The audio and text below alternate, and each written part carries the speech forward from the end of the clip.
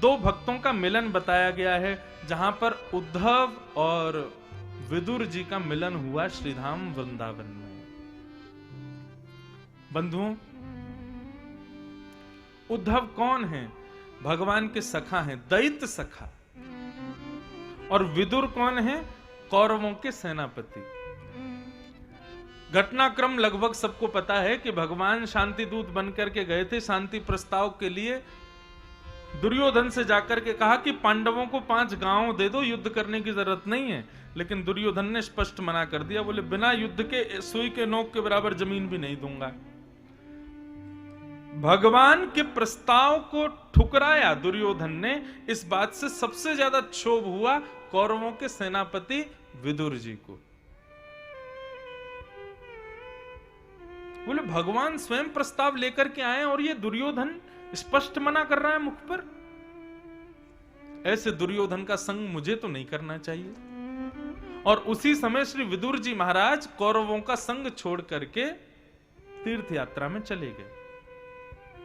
तीर्थ यात्रा करते हुए उनका वृंदावन आगमन हुआ और यहीं पर श्री विदुर जी, उद्धव जी महाराज ठाकुर जी की पादुकाएं लेकर के बद्रीनाथ जा रहे थे। तभी दोनों भक्तों का वृंदावन में मिलन हुआ और वृंदावन में भगवत सत्संग हुआ।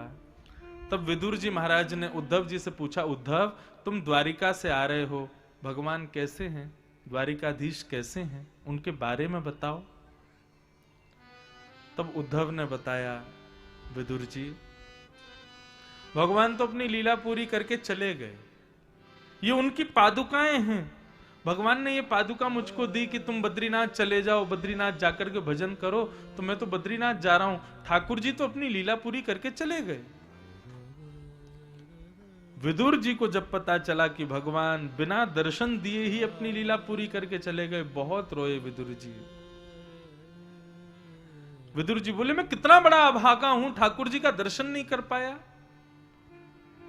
तब उद्धव जी महाराज कहते हैं कि चिंता मत करो, भगवान ने जाते जाते एक प्रवचन हमको सुनाया था, भागवत धर्म, और उस प्रवचन का अधिकार तुम्हारे लिए भगवान ने मैत्री मुनि को दिया है कि तुम मैत्री मुनि, मेरा विदुर तुम्हारे पास आएगा, तुम उसको ये सब बातें सुना देना।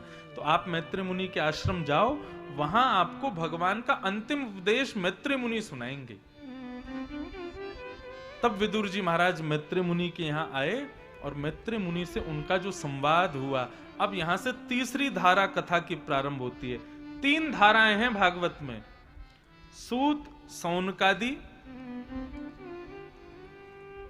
सुखदेव, परीक्षित और मैत्रेय और विदुर। अब ये तीसरी धारा यहां से शुरू होती है। श्री विदुर जी महाराज मैत्रेय मुनि के पास जाते हैं और मैत्रेय मुनि से जाकर के कुछ प्रश्न करते हैं। विदुर जी का पहला प्रश्न कि सुखाय कर्माणि करोति लोको न ते सुखम वान्यदुपारमं वा विन्देत भूयस्तदयेव दुःखम् यदत्र युक्तं भगवान् वदेन्न। बहुत लॉजिकल प्रश्न किया है। विदुर जी कहते हैं, हे मैत्रेय जी, संसार में हर व्यक्ति इतनी भागदौड़ क्यों कर रहा है, कर्म क्यों कर रहा है? हर व्यक्ति को देखो, जन्म लेने के बाद 16-17 वर्ष का होते ही माता पिता उसको कहते हैं अब बेटा कुछ काम करो, अब कुछ सोचो, तुमने फ्यूचर का क्या सोचा है, क्या करना है जीवन में, क्या क्यों जरूरी है जीवन में कुछ करना, क्यों जरूरी है? क्या हम लोग खाली बैठ करके अपना जीवन नहीं बिता सकते? ये कुछ करना क्यों जरूरी है? हम क्या प्राप्त करना चाहते हैं, किस चीज की खोज में लगे हैं? केवल एक, सुख। सबको सुख चाहिए, चाहे इंजीनियर हो, डॉक्टर हो, पायलट हो, ड्राइवर हो, रिक्शा चलाने वाला हो, लेबर क्वालिटी का हो, बहुत बड़ा प्रधानमंत्री हो, राष्ट्रपति हो, सबसे पूछो इतनी मेहनत क्यों कर रहे हो?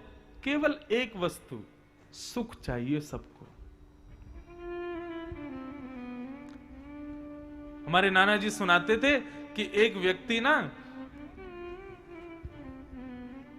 खटिया होती ना, खटिया जिस पर सोते हैं, खटिया उल्टी करके उस पे अपने घर का सारा सामान रख करके और उस खटिया को उठा करके अपने सिर पर रख लेता है। कहीं जा रहा होता है, तभी दूसरा व्यक्ति सामने से आता है, वो कहता भैया इतना सारा भार सिर पर लेकर के कहां जा रहे हो? तो उसने कहा कि मैंने घर बदला है, दूसरे घर में जा रहा हूं। तो बोले इतना भार सिर पर रखा है, तुमको कष्ट नहीं हो रहा? तो वो व्यक्ति कहता है अभी कष्ट हो रहा है, लेकिन थोड़ी देर बाद जब मैं अपने जगह पहुंच जाऊंगा, वहां खटिया उल्टी करके रखूंगा, इस पे लेट जाऊंगा, तो यही खटिया फिर मुझको सुख देगी। ऐसा हमारा जीवन है। हम पहले बोझ को उठाते हैं, किस भावना से उठाते हैं? एक समय आने पर यही बोझ हल्का होके हमको सुख देगा, लेकिन वो बोझ कभी हल्का ही नहीं हो पाता। ब्याह कर लो, सुखी रहोगे। विवाह कर लो, सब ठीक हो जाएगा। ब्याह कर लेते हैं, पत्नी घर आ गई, अब सब ठीक होगा, अब सब ठीक होगा। ये ठीक होगा होगा होगा करते करते बेचारा मर ही जाता, कभी ठीक ही नहीं हो पाता कुछ। बस मेरी एक बार जॉब लग जाए फिर तो मैं जीवन में सब सुखी हूं। जॉब लग जाती है, खूब पैसा कमाने लगता है, उसमें आती है थोड़ा और बड़ी पदवी मिले, थोड़ी और पदवी अच्छी हो जाए, थोड़ा हम रुकते ही नहीं है एक जगह पर।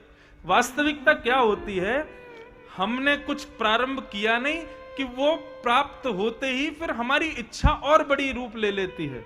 फिर उस इच्छा के अनुसार हमको और बड़ी पदवी चाहिए, फिर इच्छा और बड़ा रूप लेती है। वास्तव में दुख का कारण कर्म नहीं है, दुख का कारण हमारी इच्छाएं हैं। इसलिए भगवान गीता में अर्जुन से कहते हैं, अर्जुन व्यक्ति दुखी क्यों है? क्योंकि कर्म बाद में करता है, फल पहले सोचता है। उसकी इच्छाएं उसको दुखी करती हैं। फल पहले नहीं सोचना है। सबको श्लोक याद है गीता का, कर्मण्ये वाधिकारस्ते मा फलेषु कदाचन। तुम्हारा अधिकार किस पर है? केवल कर्म पर है, फल पर नहीं है। हम फल पर भी अपना अधिकार जमा करके और फिर दुखी हो जाते हैं। वो अंग्रेजी में कहते हैं एक्सपेक्टेशंस ऑलवेज हर्ट्स, और संस्कृत में कहते हैं आशा ही परमम दुखम। ये आशा, ये एक्सपेक्टेशंस, ये इच्छाएं हमारी जो हैं, ये दुखी करती है हमको। कर्म दुखी नहीं करता हमारा, परिश्रम कभी दुखी नहीं करता।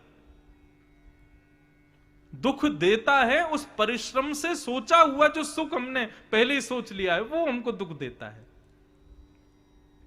इसलिए क्या करना चाहिए? केवल कर्म करो, फल ठाकुर जी के हवाले छोड़ो।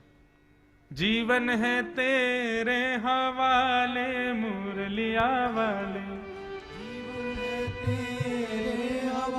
हमारे शर्मा जी जब कथा बुक करने आए तो आपकी गृहिणी मुझसे बोली, महाराज जी हमारे यहाँ ना नाचने वाले लोग बहुत हैं, आप ना बढ़िया बढ़िया भजन गाना।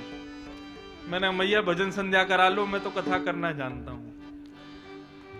लेकिन अब आ जाए मन में तो है। मैं सच बताऊं, बंधा हुआ वक्ता नहीं हूं। मुझे अगर बांध दिया ना कि ये करना, तो मेरे से कथा नहीं होती। आप कह दो कि महाराज खुली छूट है, जो कहना है जो करना है करो, फिर देखो फिर आता है आनंद। अब यदि कोई ताली बजा करके नहीं गाएगा, उसको अपने बगल वाले की सौगंध है।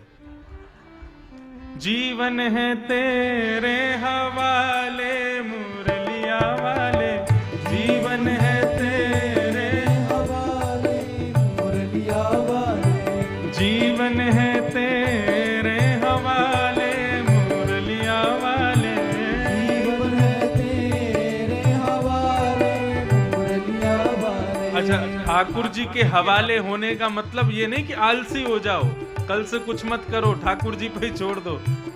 कर्म का अधिकार अपने पास रखो, फल ठाकुर जी पर प्रदान करो। ये है ओ जीवन है तेरे हवाले मुरलिया वाले, जीवन है तेरे हवाले मुरलिया वाले, अरे मुरलिया वाले